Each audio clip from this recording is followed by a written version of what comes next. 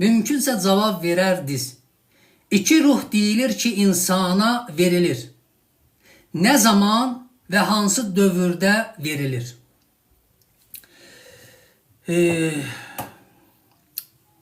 Qədim Yunan filosofu Ərəstu, eşitmisiniz də, bizim eradan əvvəl 4-cü əsrdə yaşayıb. Onun nəzəriyyəsinə görə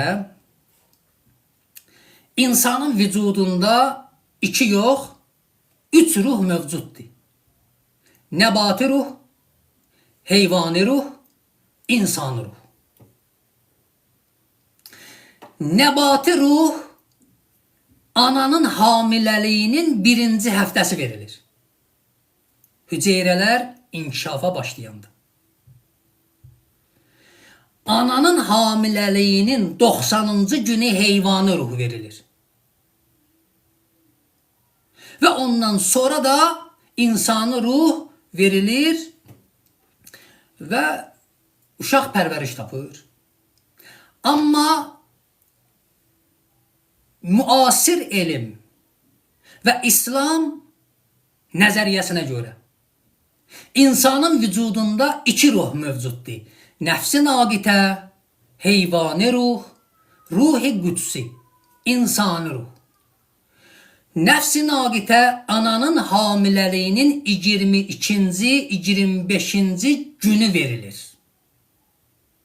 Daxil olur bətininə, ananın bətininə və ürək döyüntüsü, körpənin ürək döyüntüsü başlayır. Demək, ananın hamiləliyinin 22, 25-ci günlərində.